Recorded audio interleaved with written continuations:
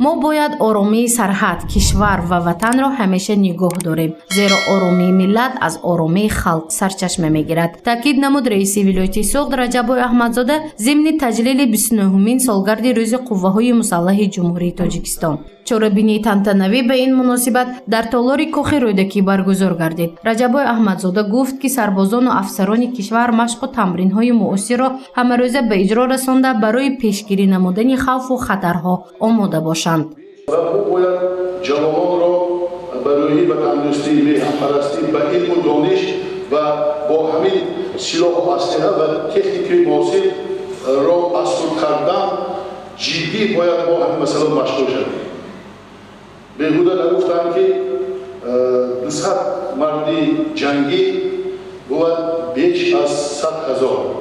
برای همین هم ما باید امروز یگان از بیرون آمده مرزوی ما را حمایت نمی‌کند. امروز با کمک نمی‌کند و با امید یگان کس در ما در کار است. امروز من مقامات اجرایی حاکمیت دولتی می‌گویم فعالان، ساختارها ما پیش از همه امروز امنیت و وضع آرامی کشور ضرور است. برای همین ما باید حادثه‌هایی که امروز بین اوکراین و روسیه شده ایستاده است ببینید شکل یک دولتی ابرقدرت امروز همراه من علاقه بعضی علاقه مناقشه و جنگ‌ها آغاز شده ایستاده است.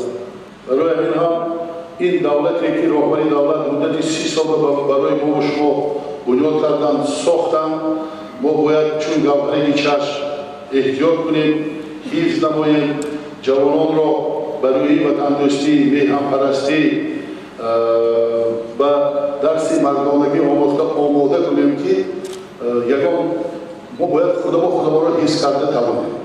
رئیس ولایت سوغد رجبای احمدزاده به مناسبت 29مین سالگرد روز قوه‌های مسلح جمهوری تاجیکستان کارمندان این نهاد را مخصوصاً عسکران و افسران را از نام اساسگزار صلح و وحدت ملی پیشوای ملت محترم امام علی رحمان تبریک نمود و گفت امروز شرایط در قسم‌های نظامی قوه‌های مسلح به طور ضروری فراهم آورده شده است. از این رو جوانان را ضرور است که درس مردانگی را با سر بلند از سر گذرانده برای حفظ ملت جانبازی‌ها نمایند.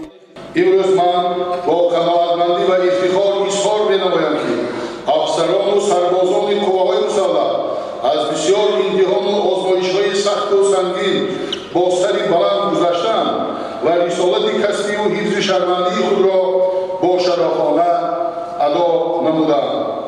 باعث تاکید است که با مقصد تامین اجرای سفارش‌های اساسگزار صلح و وحدت ملی پیشوای معظم ملت پرزیدنت جمهوری تاجیکستان سرفرمانده عالی قوه‌های مسلح جمهوری تاجیکستان جناب عالی محترم امام علی رحمان و تکمیل فعالیت قسم نظامی بهتر گرداندن شرایط زندگی التزام هیئت شخصی و آمادگی جنگی آنها توجه خاصه ظاهر کرده می‌شود.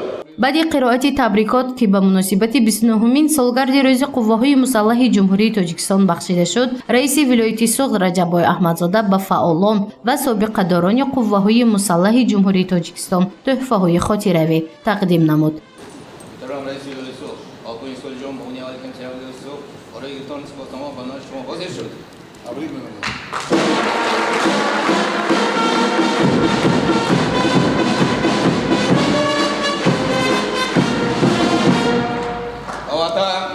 президент خود صادقانه خدمت می‌کنم. برای اشتراک چورابینی تантанавӣ و مخصوصاً کارمندان قوه‌های مسلح جمهوری تاجیکستان کنسرت ایدانه از جانب هنرمندان ولایت پیشکش کرده شد.